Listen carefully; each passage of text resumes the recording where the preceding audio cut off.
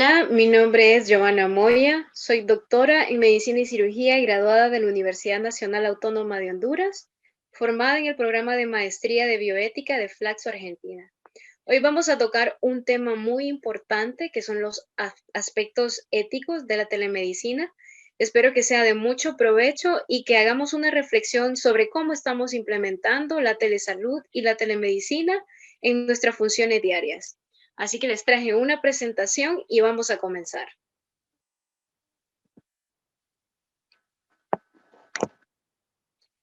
Vamos a analizar dos aspectos importantes. Una son los aspectos éticos sobre la implementación y segundo, vamos a reflexionar sobre la necesidad de implementar una telemedicina ética y humanista cuyo fin prioritario sea preservar la vida. Vamos a comenzar con una definición. Según la Sociedad Americana de Telemedicina, por sus siglas en inglés ATA, la define como el intercambio de información médica entre dos sitios a través de comunicaciones electrónicas con el objetivo de mejorar el estado de salud de un paciente. Sabemos que la telemedicina es una de las ramas más destacadas de la telesalud. Específicamente, una teleconsulta es la interacción no presencial entre un médico y un paciente con el fin de brindar asesoramiento diagnóstico o terapéutico a través de medios electrónicos y permite la evolución y la evaluación, el monitoreo y el seguimiento de los pacientes ambulatorios. En sí, la telemedicina ha representado un beneficio para todos aquellos pacientes que por diferentes razones no tienen acceso a una atención presencial. Y esto puede aplicarse en todos aquellos casos que tienen mayor riesgo, pero no están seriamente enfermos y que necesitan un control clínico adecuado. Y con la telemedicina nosotros podemos detectar el agravamiento de una enfermedad. También podemos ayudar a ordenar la asistencia en aquellos momentos cuando existe una elevada demanda. También contribuimos a reducir visitas innecesarias a urgencias y disminuimos los costos relativos de movilización de los pacientes. También a través de la telemedicina ofrecemos un apoyo educativo al enfermo y a la familia. Es por esta razón que la telemedicina ha entrado en auge durante la pandemia. Muchas veces consideramos que la telemedicina durante muchos años iba a representar una aceptación a futuro. Sin embargo, la pandemia ha prestado ese momento para que la telemedicina sea muy importante en la atención médica durante este tiempo que hemos atravesado de una crisis sanitaria a nivel mundial. Sabemos que la consulta presencial entre el médico es la regla de oro de la atención clínica. Las tecnologías de la comunicación, perdón, y de la información no vienen a sustituir esa relación médico-paciente, esa atención presencial entre un paciente y un prestador de servicios de salud, sino que viene a prestar una nueva manera de ejercer la medicina. No es sustituirla, es prestar un beneficio directo a los pacientes que no pueden ver a un médico oportunamente por inaccesibilidad, por una larga distancia, por una discapacidad, por un empleo, por compromisos familiares, por costos de movilización, por los horarios de los médicos, entre muchos otros factores. Hay que considerar que hay algunas circunstancias de la atención médica que no podrán ser realizadas a través de la telemedicina. Es importante determinar cuándo es una opción y cuándo se amerita una atención presencial. Siempre es importante valorar los beneficios y disminuir los riesgos para la salud de los pacientes. En cuanto a la relación médico-paciente, la Asociación Médica Mundial reconoce que existen muchos problemas éticos y legales que se plantean respecto a la implementación de la telemedicina, principalmente el gran dilema de la relación médico-paciente. Por eso, es importante recalcar que los principios de la ética médica que son obligatorios para la profesión médica universalmente aceptados también deben ser respetados en la práctica de la telemedicina.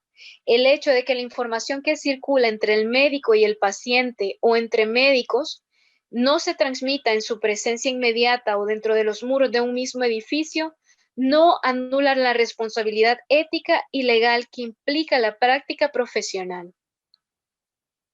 Independientemente de la modalidad, la práctica médica es una sola y debe estar fundamentada en la autonomía del paciente, en la beneficencia y la no maleficencia y sobre todo la justicia. Así que vamos a analizar la telemedicina desde el punto de vista de los principios. No vamos a poder abarcar todo, pero al menos vamos a comentar los puntos más importantes a considerar en estos momentos donde el auge de la telemedicina está avanzando cada vez más. Desde el punto de vista de la autonomía, el respeto a la dignidad humana debe prevalecer sobre la tecnología. Antes de brindar los servicios de salud a través de la telemedicina y como parte del respeto a la autonomía del paciente, se debe realizar el adecuado proceso de consentimiento informado. Sabemos muy bien que el consentimiento informado no solamente es un documento que sirve para guardar las espaldas del médico. Hay que cambiar el chip y recordar que el consentimiento informado es un proceso que inicia desde el momento que entramos en esa relación médico-paciente, desde ese momento que nuestro paciente está confiando en nosotros. ¿Y qué debemos explicar durante hacemos o realizamos el proceso de consentimiento informado? Bueno, hay que brindar toda la información de cómo funciona la telemedicina, cómo reservar citas. Tenemos que mencionar los aspectos de privacidad y confidencialidad. Tenemos que explicar también no solamente los aspectos positivos, sino también los negativos, como aquellos en los casos que puedan existir fallas tecnológicas. Tenemos que explicar sobre ciertos riesgos de filtración de información que son inherentes a ciertos tipos de comunicaciones electrónicas. Tenemos que brindar toda la información necesaria y tenemos que evaluar que nuestros pacientes que están del otro lado de esas tecnologías de la comunicación y la información han comprendido a cabalidad toda la información transmitida. Tenemos que cerciorarnos que todos los consejos han sido comprendidos y que van a seguir a cabalidad todas las indicaciones de tal forma que podamos dar un seguimiento y de esa manera nosotros vamos a garantizar el seguimiento y la continuidad de la atención médica. Algo que debe quedar claro es que el consentimiento informado debe realizarse de forma clara y comprensible y así como nosotros lo realizamos de manera presencial, tenemos que bajar nuestro nivel educativo al nivel educativo del paciente. Hay que asegurarnos que el paciente sepa leer y escribir. Hay que asegurarnos que el paciente pueda estar dentro de todas sus competencias y está comprendiendo toda la información. Esa es responsabilidad del personal de salud. El proceso de consentimiento informado también debe quedarnos claro que no solamente se refiere a lo que pueda ocurrir durante la atención médica, así como es de forma presencial, también de forma virtual. Involucra todo lo que puede ocurrir después, es decir, posteriormente. ¿Qué va a suceder con esos registros de información? ¿Qué va a suceder con la información del paciente, con los exámenes, imágenes médicas, etcétera? Tenemos que explicar muy bien a los pacientes si nosotros vamos a utilizar algún tipo de información para una investigación, si nosotros solamente vamos a almacenar esa información y cómo la vamos a almacenar. Es responsabilidad del médico garantizar el resguardo y la protección de la información de los pacientes. Tenemos que tener mucho cuidado y estar muy preparados a tener esos niveles de seguridad para poder resguardar la información de los pacientes y todo registro que involucre a nuestros pacientes. hay que considerar que en ciertas situaciones los pacientes pueden negarse a recibir atención bajo esta modalidad y todo debe ser sin ningún tipo de repercusión en su atención. Tenemos que respetar siempre las preferencias del paciente. Si el paciente decide que no quiere, que no comprende y que no le gusta la tecnología, entonces nosotros debemos respetar y citar de manera presencial a nuestros pacientes. Bien, desde el punto de vista de la beneficencia, la telemedicina puede considerarse un beneficio directo para los pacientes si la tecnología se emplea apropiadamente para contribuir a mejorar la salud del paciente y no con otros intereses. Nuestro interés primordial debe ser resguardar la salud del paciente. Gracias a la capacidad de acortar distancia y de acelerar la comunicación entre el médico y el paciente, la telemedicina lleva en sí la posibilidad de reducir la demora en la asistencia médica. Esto es un gran beneficio para los pacientes.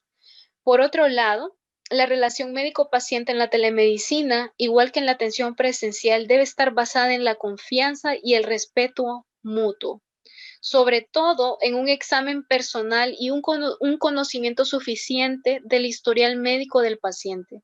Nosotros tenemos que tomar ese tiempo para conocer a nuestros pacientes. Si bien no hemos tenido un contacto presencial, tenemos que asegurarnos que de forma virtual nosotros vamos a hacer un buen interrogatorio, una buena anamnesis. Le vamos a brindar un ambiente de confianza virtual a nuestros pacientes. Bien, la telemedicina debe estar enfocada en beneficiar a los pacientes con los siguientes objetivos. El primero es brindar una atención médica de manera segura y confidencial desde la comodidad de sus hogares. Esto representa un gran beneficio. Todos los pacientes desde sus hogares, incluso muy cómodos desde su sofá, pueden recibir una atención médica y esto ha sido un gran beneficio que ha brindado la telemedicina. También ha reducido la exposición de riesgo de los pacientes y del personal de los servicios de salud en los hospitales, en las clínicas y en otros entornos. Nos ha ayudado a reducir visitas y traslados evitables, ante todo de aquellos pacientes que son muy vulnerables, y esto disminuye los riesgos también para sus acompañantes. Sabemos que hay muchos pacientes que tienen enfermedades terminales, que tienen enfermedades en las cuales sus sistemas inmunológicos son vulnerables. Hay muchos pacientes que tal vez tienen una discapacidad, que no pueden caminar, que no pueden movilizarse, y esto ha venido a beneficiar, ¿verdad? Mucho a la atención de estos pacientes. También nos ha ayudado a dar un seguimiento a aquellos pacientes que están positivos por COVID, incluso en aquellos casos que requieren una atención urgente donde no existe otra opción. Por ejemplo, si un paciente está a miles de kilómetros de un hospital cercano, pero un médico puede por lo menos brindarle la manera de rescatar a ese paciente en un momento de emergencia o al menos de cómo estabilizarlo mientras llegan al hospital, ¿verdad? La telemedicina ha sido realmente de mucho beneficio para los pacientes. También para brindar una atención a aquellos pacientes con enfermedades agudas y crónicas con mayor riesgo o que actualmente han sido desplazadas a un segundo plano debido a que la prioridad en los hospitales actualmente es el COVID-19. Y hemos olvidado que muchos pacientes con enfermedades crónicas no transmisibles como la hipertensión, como la diabetes, han quedado en el abandono. Entonces, la telesalud, la telemedicina, busca precisamente brindar atención a estos pacientes. Desde el punto de la no maleficencia, debemos recordar que existe el principio de primum non nocere, que se aplica tanto a la medicina presencial como a la medicina a través de la telesalud. Es importante que garanticemos que la atención médica a través de los medios de comunicación y de la información no representan un riesgo exponencial para la vida de los pacientes. No debe utilizarse con el único fin de reducir costos o como un incentivo perverso para los servicios excesivos y así aumentar ganancias, ya sea para los médicos o hospitales. El fin prioritario debe ser siempre preservar la vida del paciente. Nuestro objetivo siempre debe ser la dignidad y la atención de calidad de nuestros pacientes. Y con esto tenemos que estar seguros de que estamos brindando una atención que va a contribuir y que no va a dañar a nuestros pacientes. Por eso tenemos que estar muy seguros en qué momento se puede brindar una atención a través de la telemedicina y en qué momentos no.